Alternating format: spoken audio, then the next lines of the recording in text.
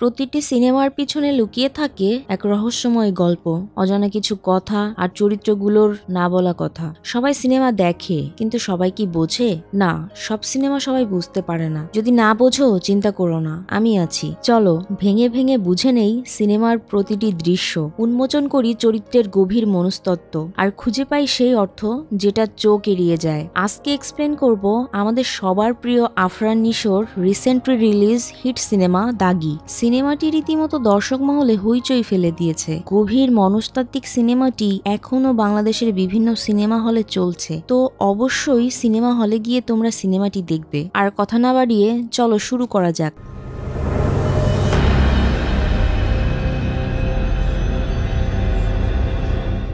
সিনেমার শুরুতে আমরা দেখি নিশানকে। সে একজন দাগি আসামি, মাত্রই জেল থেকে ছাড়া পেয়েছে। সে 14 বছর জেল খেটেছে। তো জেল থেকে ছাড়া পেয়ে নিশান বাড়িতে ফিরতে থাকে। তখন সে পেছনের কিছু স্মৃতি মনে করে ভয় পেতে থাকে। নিশানের এই হঠাৎ ছাড়া পাওয়াতে বাবা মা অবাক হয়ে যায়। নিশান তার ঘরে ফিরে আসলে পেছনের স্মৃতিগুলো সে মনে করে। তখন কাহিনী ফ্ল্যাশব্যাকে যায়। দেখানো হয় 2008-এর ইন্ডিয়া। সেখান থেকে পণ্য বাংলাদেশে নিয়ে আসে নিশান। ফলে 10 দিন ধরে তার গার্লফ্রেন্ড জেরিনের সাথে তার দেখা নেই। এজন্য জেরিন রাগ করে। নিশান এসে জেরিনকে মারানোর চেষ্টা করে। এরপর তারা প্রেম করতে গিয়ে ধরা খায়। তো জেরিন বিয়ে করতে বলে নিশানকে। নিশান প্রায় ইন্ডিয়া যায়। এতে মাঝে মধ্যেই তাকে খুঁজে পায় না জেরিন। ওদিকে নিশান ভালো কোনো কাজ করে না বলে বাবাও তার উপর প্রচন্ড রাগ দেখায়। নিশান বাবাকে জানায়, আমি ব্যবসা করব। এর মধ্যেই জেরিন নিশানের বাড়িতে আসে। সে নিশানকে বলে বাড়ি থেকে তার বিয়ে ঠিক করে ফেলেছে। আর সে একটি ডেটও দেয় নিশানকে, আর বলে এই ডেটে যেন তার বাবার কাছে সে বিয়ের প্রস্তাব পাঠায়। এরপরেই নিশান আবার ইন্ডিয়া যায়। জেরিন তাকে খুঁজতে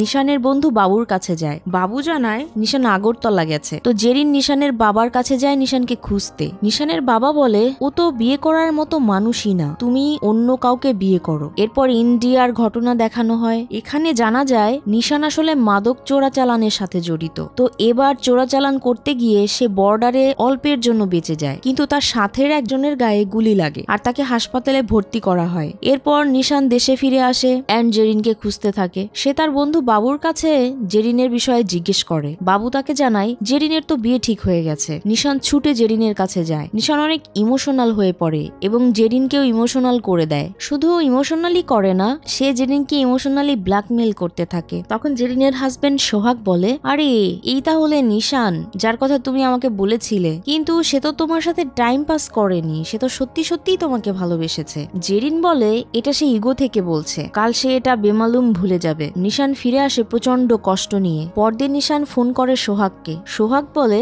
আমি ভুল করে তোমাদের জীবনে চলে এসেছি, তাই আমার এটা শেষ করা উচিত। এরপর জেরিন সোহাগকে নিয়ে নিশানের কাছে আসে সবকিছু ক্লিয়ার করার জন্য। তখন নিশান কথা বলার জন্য 5 মিনিট চেয়ে নেয়। জেরিন রাজি হয় না, কিন্তু সোহাগ কথা বলার অনুমতি দেয়। এখানে আবারও নিশান জেরিনকে ব্ল্যাকমেল করতে থাকে, ইমোশনালি ব্ল্যাকমেল। এক পর্যায়ে সে জেরিনের পা জড়িয়ে ধরে বিয়েটা ভেঙে দেওয়ার জন্য, কিন্তু জেরিন রাজি হয় না। অনেক অনুনয় বিনয় করার পরও যখন জেরিন রাজি হচ্ছিল না, তখন নিশান প্রচন্ড রেগে যায় এবং জেরিনের শ্লীলতাহানি করে। তখন সেখানে সোহাগ এসে পড়ে। এই অবস্থা দেখে সোহাগ নিশানকে প্রচন্ড রকম মারতে শুরু করে। দুজনের মধ্যে ফাইটিং এর এক পর্যায়ে নিশান সোহাগকে ধাক্কা দেয় আর সে ছাদ থেকে পড়ে মারা যায়। তখন অবভিয়াসলি নিশানকে পুলিশ ধরে নিয়ে যায়। আদালতে জেরিন এবং সোহাগের মা নিশানের বিরুদ্ধে সাক্ষী দেয়। সবাই নিশানের ফাঁসি চায়। এলাকার লোকজন নিশানের বাড়ি পুড়িয়ে দেয়। ফলে নিশানের দাদি আগুনে পুড়ে মারা যায়। এখানে ফ্ল্যাশব্যাক শেষ হয়। কাহিনী প্রেজেন্টে আসে। নিশান তার বন্ধু বাবুর কাছে আসে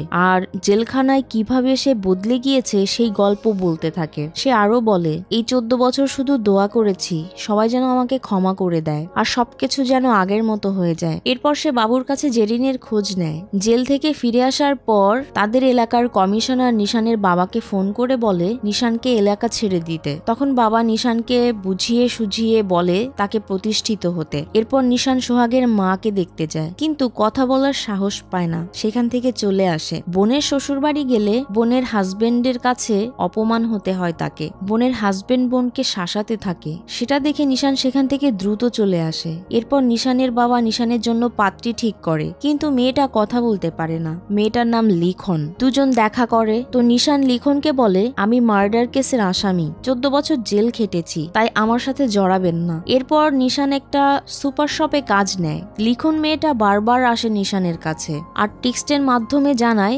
আমি আপনার সব অতীত জানি, আমারও আগে একবার বিয়ে হয়েছিল, সেই লোকটা টাকা নিয়ে পালিয়ে গেছে, তাই আর ভয় করি না কোনো কিছুতে। এরপর তারা অনেক ঘোরাফেরা করে, দুজন ভালো সময় কাটায়। এরপর নিশানের চোরা কারবারের মালিক ফোন করে তাকে, বলে আবার কাজে ফিরে যেতে। নিশান জানায়, আমি এভাবেই ভালো আছি, আর এসব কাজ করব না। পরদিন শপে আসলে সুপার শপের চাকরিও তার চলে যায়, কারণ জেল থেকে ছাড়া পাওয়ার পর তার ভিডিও ভাইরাল হয়ে যায়। সোহাগের মায়ের এক ভিডিওতে তার সমস্ত পিছনের অতীত মানুষের সামনে চলে আসে। তো সেখানে লিখন আসলে নিশান তাকে ফিরিয়ে দেয়। এরপর সে সোহাগের মায়ের কাছে আসে। সোহাগের মা অনেক অপমান করে নিশানকে, অনেক রাগ করে, এমনকি মারতেও আসে। তখন সেখানকার লোকজন নিশানকে বাইরে নিয়ে যায়। বাইরে কান্না করতে থাকে সে। রাতে বোনের বাসায় গিয়ে দেখে বোনকে তার হাজবেন্ড অনেক মেরেছে, তাও আবার তার জন্যই। তো সেখান থেকে সে বাড়ির দিকে ফিরে যেতে থাকে। তখন সে দেখে রাস্তায় সবাই তার ফাঁসির জন্য মিছিল করছে।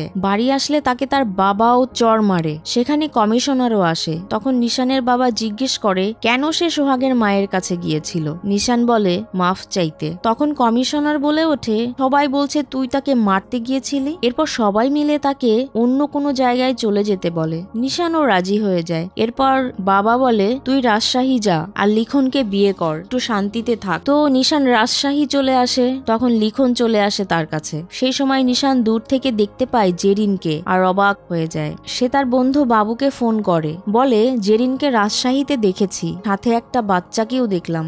বাবু তাকে পরামর্শ দেয়, তুই শুধু লিখনকে নিয়েই চিন্তা কর, বাকি সব ভুলে যা। কিন্তু নিশানের মন তো শুধু জেরিনকেই খুঁজতে থাকে। তাই লিখন বাড়ি না ঢুকে খুঁজতে থাকে জেরিনকে। কিন্তু কয়েকজন লোক এসে নিশানকে গাড়িতে তুলে নিয়ে যায়। জ্ঞান ফিরলে সে দেখে তার আগের ব্যবসায়ী পার্টনার রবিকে। রবিই তাকে ধরে নিয়ে এসেছে। এরপর তার বাড়িতে নিশানকে নিয়ে আসলে নিশান আবারও সেখানে জেরিনকে দেখতে পায় এবং জেরিনের সাথে থাকা সেই মেয়েটিকেও সে দেখে। নিশান অবাক হয়ে যায়। তখন রবি জানায়, ওইটা আমার সৎ মেয়ে, আমারও একটি ছেলে আছে। তখন নিশান জেরিনকে আসতে দেখে বুঝে ফেলে রবি জেরিনকে বিয়ে করেছে। তো তার আগের কাজের মালিক রঞ্জিত নিশানকে ফোন দেয় আর বলে, রবি বেইমানি করেছে আমাদের সাথে, তুই এখন থেকে আমার হয়ে কাজ করবি আর রবির সাথে থেকে আমাকে সব তথ্য জানাবি। এরপর নিশান লিখনকে বিদায় দিয়ে রবির কাছে যায় কাজের জন্য। আর সেখানে নিশানের গলার আওয়াজ শুনে দৌড়ে আসে জেরিন। রবি তখন পরিচয় করিয়ে দেয়, এটা আমার স্ত্রী।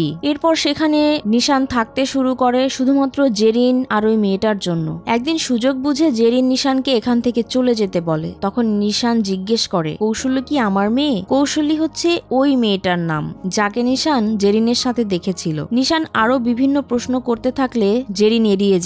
জেরিন বলে, ও সোহাগের মেয়ে আর সোহাগকে তুমি মেরে ফেলেছো, আর এটা আমি আমার মেয়েকে বলে দেব। তখন নিশান জানায়, ওটা অ্যাক্সিডেন্ট ছিল, আমি ইচ্ছে করে করিনি। তারপরও জেরিন তাকে সেখান থেকে চলে যেতে বলে। পরে রবি নিশানকে জিজ্ঞেস করে যে রঞ্জিত কি তোমাকে ফোন করেছিল? নিশান বলে না। তারপর নিশানের মাধ্যমে রবি রঞ্জিতের সাথে তার সব প্রবলেম সলভ করতে চায়। তো নিশান রঞ্জিতকে ফোন করে।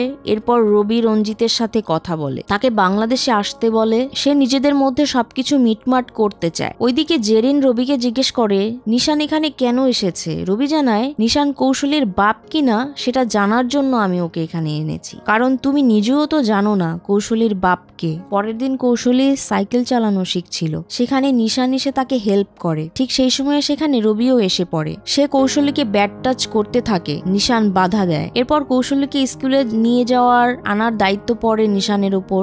স্কুলে যাওয়ার পথে কৌশলী অনেক গল্প করে, অনেক কথা বলে নিশানের সাথে। এরপর নিশান কৌশলীকে একটা বাঁশি দিয়ে বলে, তুমি বাঁশি বাজালেই আমি চলে আসব। এরপর নিশান কৌশলীকে নিয়ে বাড়ির ভিতর ঢুকতে গেলে জেরিন তাকে বলে স্টাফরা থাকে বাড়ির বাইরে, বাড়ির ভিতরে না। জেরিন আবারও নিশানকে এই বাড়ি ছেড়ে চলে যেতে বলে, বাট নিশান জানায়, আমার যাওয়ার কোনো জায়গা নেই, কোনো পথও নেই। আর কৌশলী যদি তার মেয়ে হয়েও থাকে তবুও সে তাকে দাবি করবে না, কারণ দাগী আসামির সাথে কেউ থাকতে পারে না, কেউ থাকতে চায় চায় না, আর আমার তো কেউ নেই, কারণ আমি দাগি। কথাগুলো অনেক ইমোশনাল ছিল, অনেক কষ্টের ছিল। এরপর নিশান আরো বলে, কিন্তু এবার জীবনে বেঁচে থাকার একটি আশা খুঁজে পেয়েছি, তাই প্লিজ এটা ছিনিয়ে নিও না। আমি যে কোনো ভাবেই হোক কৌশলীকে প্রোটেক্ট করব।